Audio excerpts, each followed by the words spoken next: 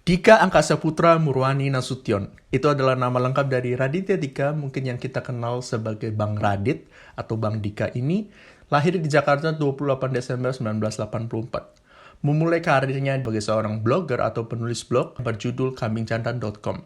Di kambingjantan.com ini, dia menulis semua pengalaman pribadinya dari sejak kecil sampai waktu saat itu. Mayoritas bercerita tentang kesialan-kesialan yang dia alami dalam dunia percintaan, mulai dari ditolak cewek sampai dibilang najis oleh cewek yang dia suka itu. Kecintaannya dalam dunia penulisan membuat Raditya Dika yakin bahwa dia suatu hari nanti bisa menjadi seorang penulis dan bahkan bisa hidup dari menulis. Setelah lulus dari SMA 70 di Jakarta, Raditya Dika ini memutuskan untuk kuliah ke Australia dengan jurusan finance. Tetapi tidak sempat menyelesaikan kuliahnya di Australia, dia memutuskan untuk kembali ke Indonesia dan memulai kuliah yang baru dengan jurusan FISIP atau Ilmu Politik di Universitas Indonesia. Karena kecintaannya yang begitu mendalam dengan dunia penulisan, membuat Raditya Dika semakin fokus menjadi seorang penulis. Terbukti di tahun 2005, buku pertamanya yang berjudul Kambing Jantan pun terbit.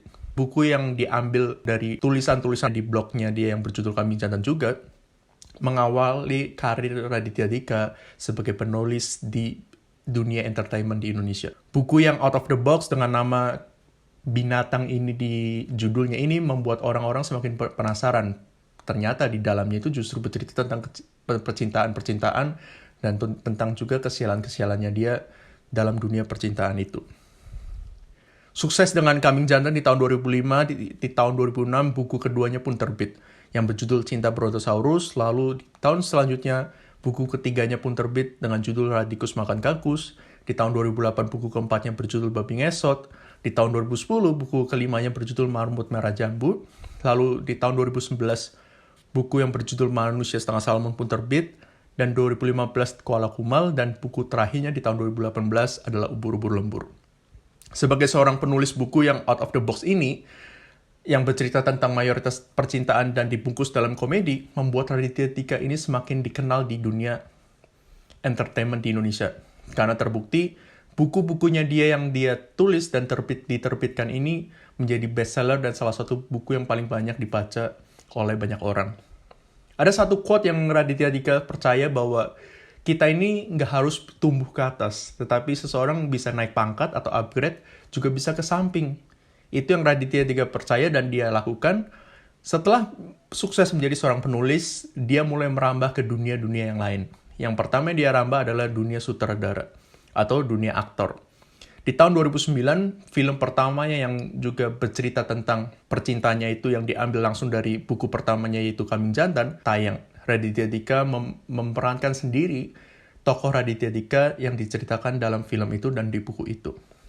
Sukses sebagai aktor, dia juga mulai merambah juga menjadi seorang sutradara, di mana dia mulai menulis film-filmnya sendiri. Film yang pertama dia tulis yaitu Cinta Brontosaurus, Cinta Dalam Kardus, Manusia Setengah Salmon, Marmut Merah Jambu, dan sampai film yang terbarunya yaitu Single Part 2.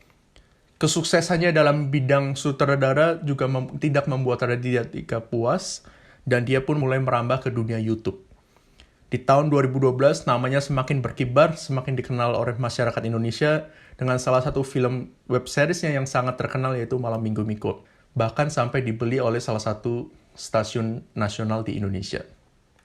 Tidak puas juga sebagai seorang YouTuber, Raditya Dika bersama keempat temannya, yaitu Ernest, Panji, Reyan Adriandi, dan juga Isman, dia memperkenalkan dunia stand-up komedian ke Indonesia. Di tahun 2010-2011, stand-up komedian masih belum terkenal sekarang ini.